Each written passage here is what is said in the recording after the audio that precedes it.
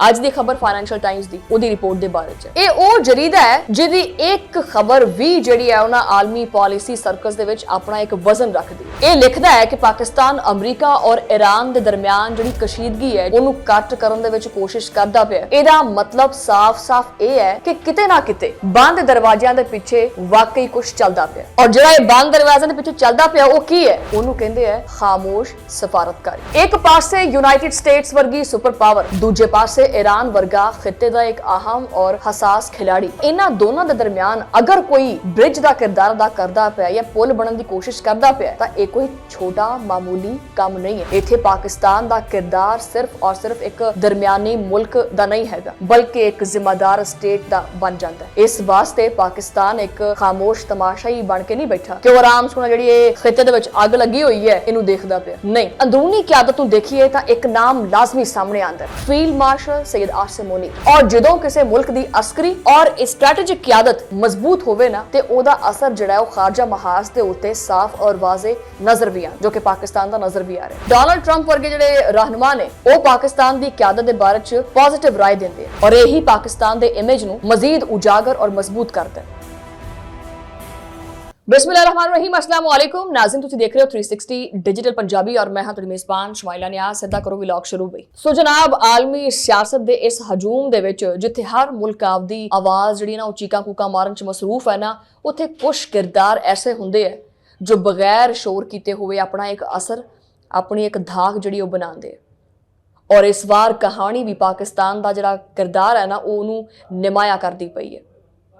गल शुरू हुंदी है असीं इत्थे बैठ के सिर्फ अपने मूँह मियाँ मिठू नहीं बनते हैगे। मैं कोई अपने तो गल्लां कोट नहीं करती हैगी। मेरी जो गलबात हुंदी, जिहड़ा मेरा जो भी व्लॉग हुंदा वो हकायक दे उत्ते मबनी हुंदा, जाके चेक कर लिया करो। अज दी खबर फाइनैंशियल टाइम्स दी ओहदी रिपोर्ट दे बारे च और तुहानूं पता है कोई आम व्लॉग या कोई सोशल मीडिया पोस्ट नहीं हैगी। ये वो जरीदा है जिहदी एक खबर भी जिहड़ी है उन्हां आलमी पॉलिसी सर्कस दे विच अपना एक वजन रखदी है। जदों ਇਹ ਲਿਖਦਾ ਹੈ ਕਿ ਪਾਕਿਸਤਾਨ ਅਮਰੀਕਾ ਔਰ ਈਰਾਨ ਦੇ ਦਰਮਿਆਨ ਜਿਹੜੀ ਕਸ਼ੀਦਗੀ ਹੈ ਉਹਨੂੰ ਕੱਟ ਕਰਨ ਦੇ ਵਿੱਚ ਕੋਸ਼ਿਸ਼ ਕਰਦਾ ਪਿਆ ਤੇ ਇਹਦਾ ਮਤਲਬ ਸਿਰਫ ਇਹ ਨਹੀਂ ਆਖਿਆ ਜਾ ਰਿਹਾ ਕਿ ਕੀ ਚੀਜ਼ ਹੁੰਦੀ ਪਈ ਹੈ ਜਾਂ ਕੀ ਚੀਜ਼ ਨਹੀਂ ਹੁੰਦੀ ਪਈ ਹੈ। ਨਹੀਂ, ਇਹਦਾ ਮਤਲਬ ਸਾਫ਼-ਸਾਫ਼ ਇਹ ਹੈ ਕਿ ਕਿਤੇ ਨਾ ਕਿਤੇ ਬੰਦ ਦਰਵਾਜ਼ਿਆਂ ਦੇ ਪਿੱਛੇ ਵਾਕਈ ਕੁਝ ਚੱਲਦਾ ਪਿਆ ਔਰ ਜਿਹੜਾ ਇਹ ਬੰਦ ਦਰਵਾਜ਼ਿਆਂ ਦੇ ਪਿੱਛੇ ਚੱਲਦਾ ਪਿਆ ਉਹ ਕੀ ਹੈ? ਉਹਨੂੰ ਕਹਿੰਦੇ ਆ ਖਾਮੋਸ਼ ਸਫਾਰਤਕਾਰੀ।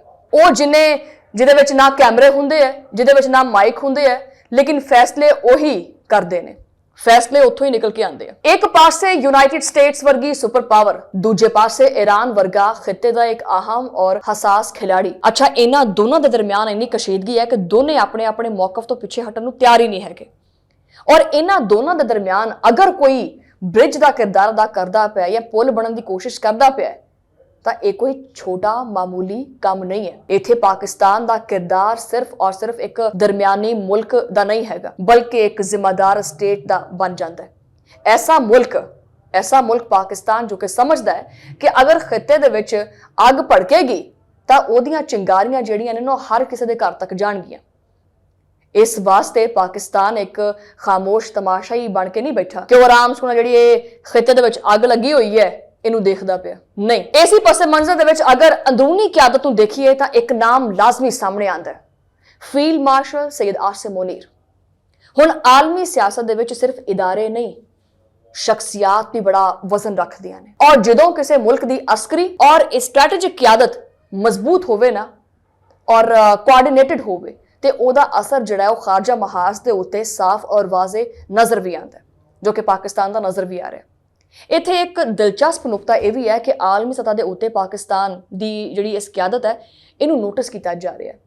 ਇਹਨੂੰ ਕੋਈ ਇਰਰੈਲੇਵੈਂਟ ਨਹੀਂ ਸਮਝਿਆ ਜਾ ਰਿਹਾ ਭਾਰਤ ਦੇ ਮੋਦੀ ਦੀ ਤਰ੍ਹਾਂ। ਹੱਤਾ ਕਿ ਡੋਨਾਲਡ ਟਰੰਪ ਵਰਗੇ ਜਿਹੜੇ ਰਹਿਨੁਮਾ ਨੇ ਉਹ ਪਾਕਿਸਤਾਨ ਦੀ क़यादत ਦੇ ਬਾਰੇ ਚ ਪੋਜ਼ਿਟਿਵ ਰਾਏ ਦਿੰਦੇ ਆ, ਚਾਹੇ ਉਹ ਸਿਕਿਉਰਿਟੀ ਦੇ ਮਾਮਲਾਤ ਹੋਣ ਜਾਂ ਚਾਹੇ ਉਹ ਖਿੱਤੇ ਦੇ ਵਿੱਚ ਇਸਤਹਿਕਾਮ ਦਾ ਕਿਰਦਾਰ ਹੋਵੇ।